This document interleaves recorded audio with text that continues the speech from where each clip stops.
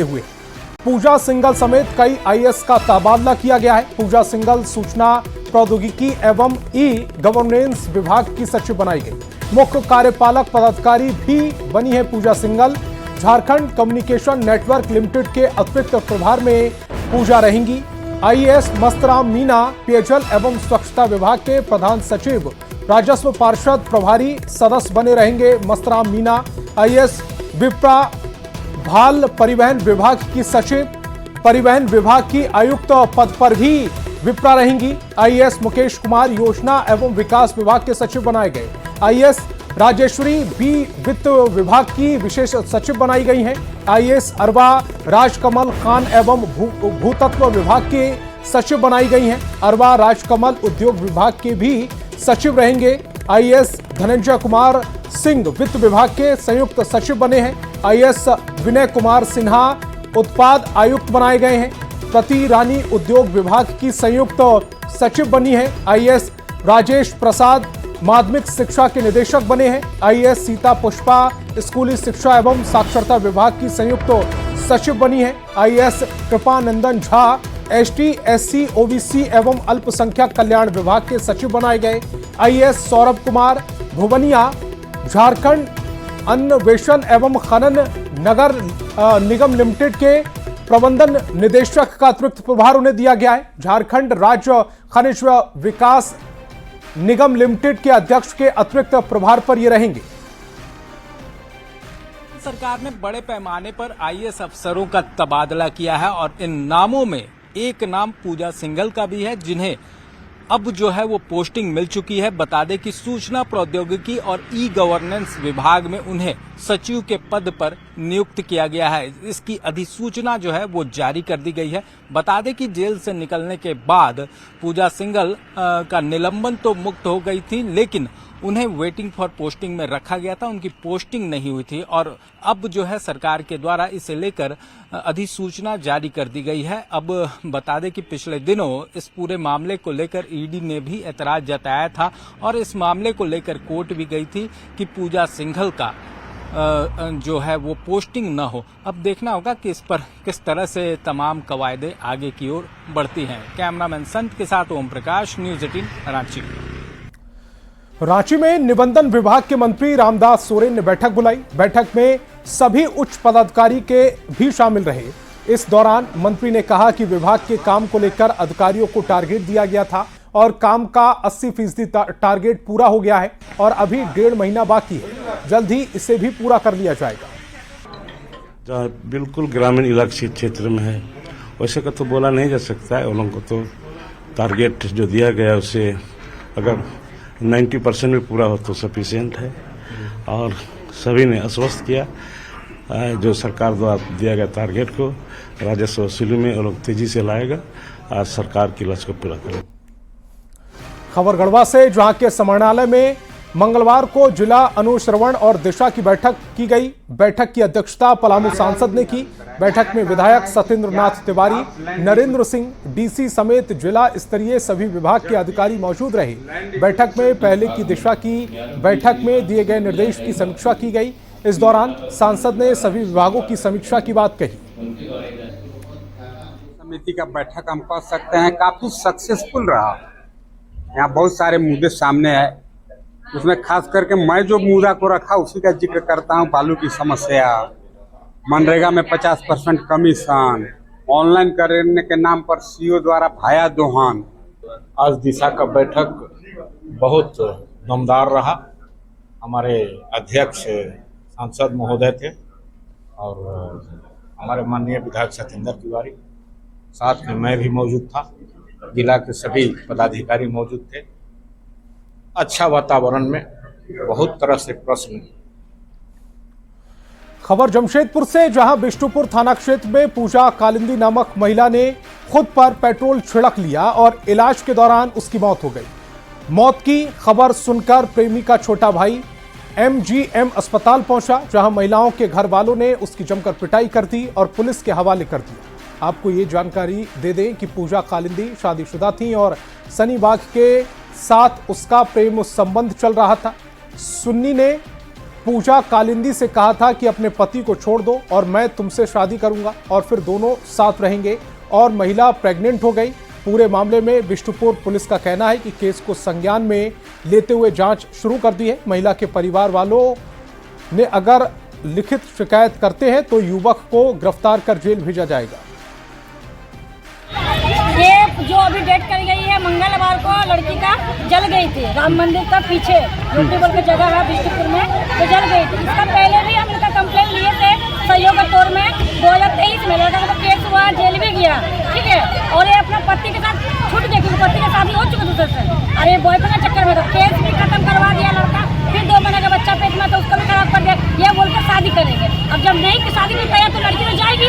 लड़का घर में पहला पति का वहाँ घर है, बॉयफ्रेंड का भी वही घर है, ठीक है। तो वहाँ पर गई तो लोगों को क्या उस बीच में हुआ है, तेल छीट कर मार दिया कि क्या किया, खाना वाला शायद किया, लेकिन पेपर में दिख रहा है कि हस्बैंड का चक्कर में वो जली है। लेकिन वो राम मंदिर के पीछे आउट हाउस के नजदीक हम लोगों को सूचना मिली कि आग लगा के उसने आत्महत्या का प्रयास किया है। इस सूचना पर तुरंत ही पुलिस वहां पहुंची और उसको रेस्क्यू कर जले हुए अवस्था में उसको हॉस्पिटल में भर्ती कराया गया और बीते शाम उसके मृत्यु होने की सूचना प्राप्त हुई।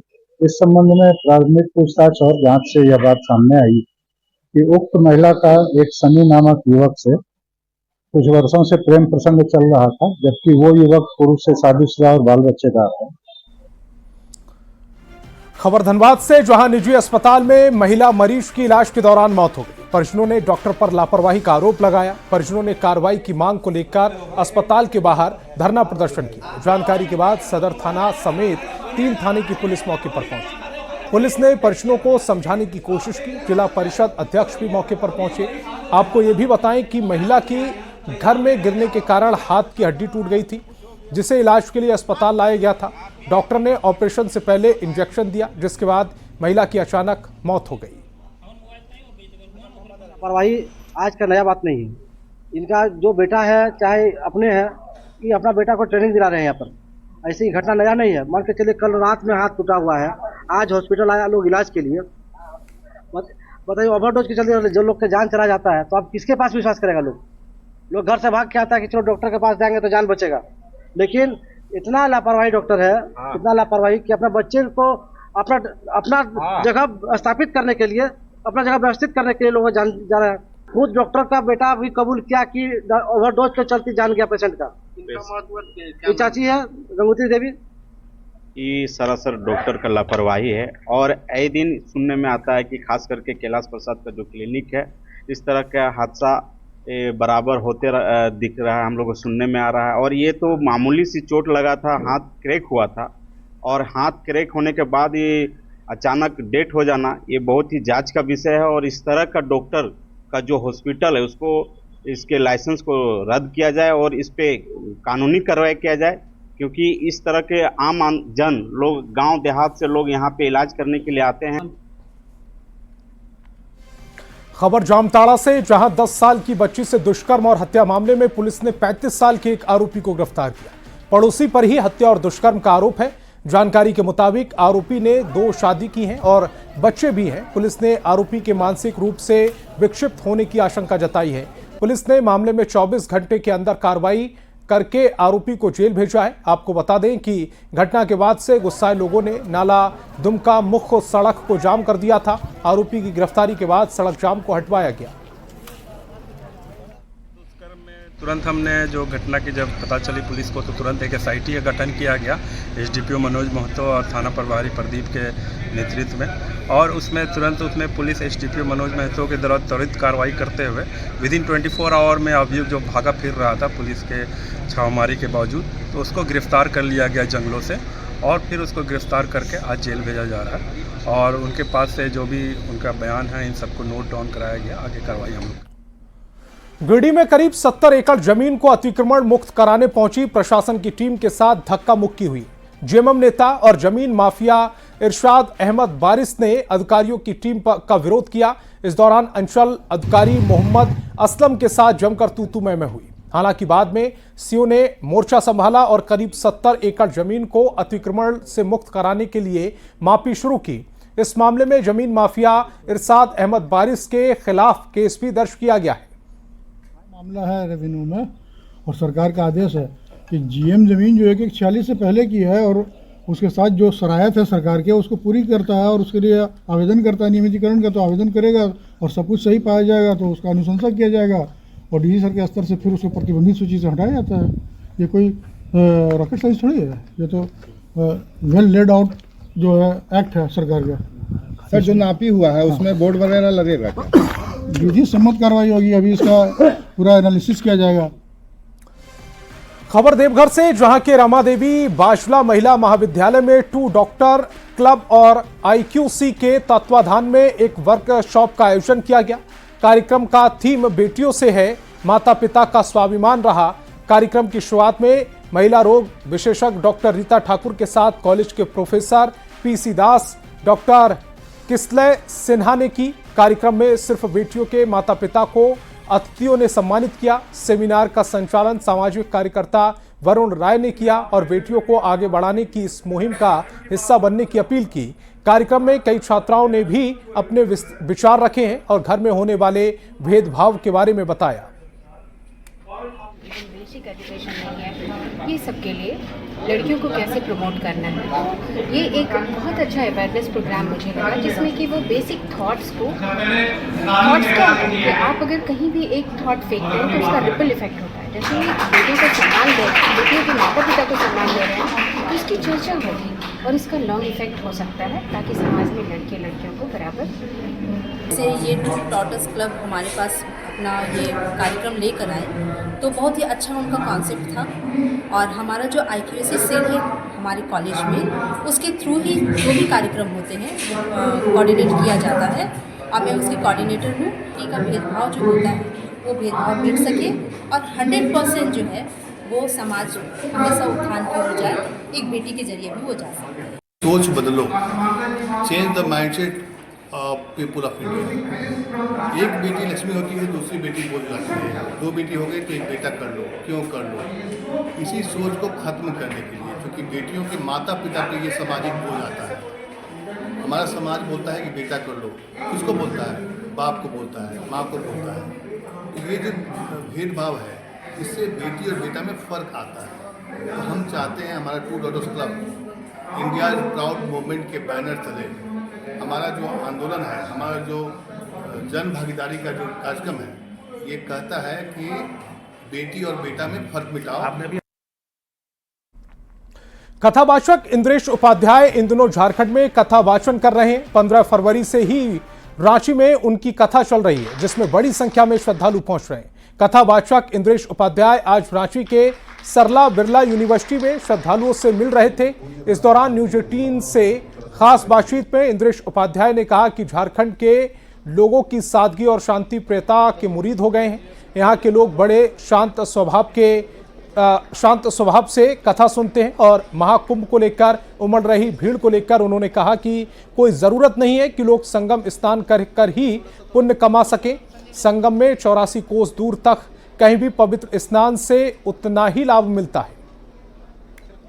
इंद्रेश उपाध्याय का कथा झारखंड में चल रहा है। पहली मर्तबा झारखंड आए हैं और महाराज जी से आशीर्वाद लेने वाले की जो पंक्ति है वो लगातार बढ़ती जा रही है। आज करीबन 2 घंटे लंबी जो कतार है वो रही है। उसके बाद महाराज जी ने सबको आशीर्वाद दिया। महाराज जी पहली बार झारखंड आए हैं, कैसी अनुभूति हुई? बहुत अच्छा लग रहा है।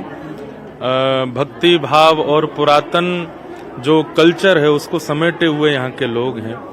बहुत सहज स्वभाव के लोग हैं। अगर समझाया जाए, बताया जाए किसी भी भाव को, बहुत आराम से समझ लेते हैं।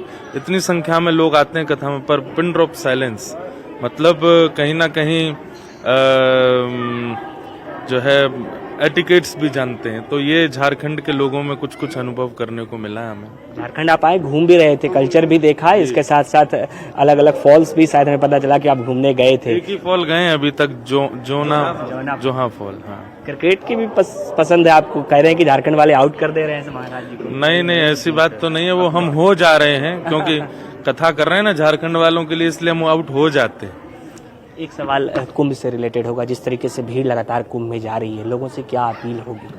हम बस यही प्रार्थना करना चाहते हैं कि कुंभ क्षेत्र प्रयाग बहुत बड़ा है, होड़ किस लिए हो रही है और जो भी अव्यवस्था बन रही है वो किस लिए बन रही है कि एक पॉइंट जो संगम है उसी को सब लोगों ने केंद्र मान लिया है।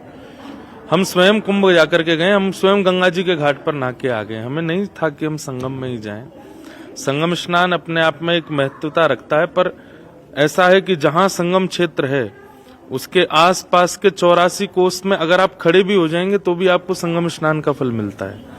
लेकिन लोगों में ये थोड़ी सी होड़ है कि हमको वहीं नहाना है जहां दोनों नदी मिल रही हैं, तो ऐसा नहीं करना है। आप कुंभ क्षेत्र में कहीं भी पहुंच करके कहीं भी स्नान कर रहे हैं तो आपको वही फल प्राप्त हो रहा है।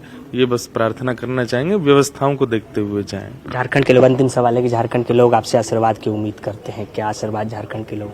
हम झारखंड को बस यही प्रार्थना करते हैं कि आपका जो कल्चर है, आपकी जो पुरातन व्यवस्था है, उसको आप भूलिएगा नहीं, सदा संजो करके रखिएगा, ऐसे ही बने रहिएगा। क्योंकि क्या होता है कि जब आधुनिकता बढ़ने लग जाती है तो लोग अपनी पुरानी चीजों को भूलने लग जाते हैं। हमारे झारखंड में आज भी पुरातन व्यवस्था और पुरानी जो कल्चर है उसको आज भी लोगों ने यहाँ पर समेट करके रखा है। बस ये बना रहे, ओल्ड इज गोल्ड, पुराना ही सर्वस्व है, वो आप लोग अपना बनाए रखें, यही प्रार्थना। बिल्कुल, हमारे साथ महाराज जी थे जिन्होंने कहा कि झारखंड की जो संस्कृति है उसे बचाए रखने की जरूरत है। कैमरा पर्सन संजीव तिवारी के साथ गौरव झा, न्यूज़ 18 रांची। तो इस बुलेटिन में फिलहाल इतना ही, लेकिन चलते चलते एक नजर हेडलाइंस पर।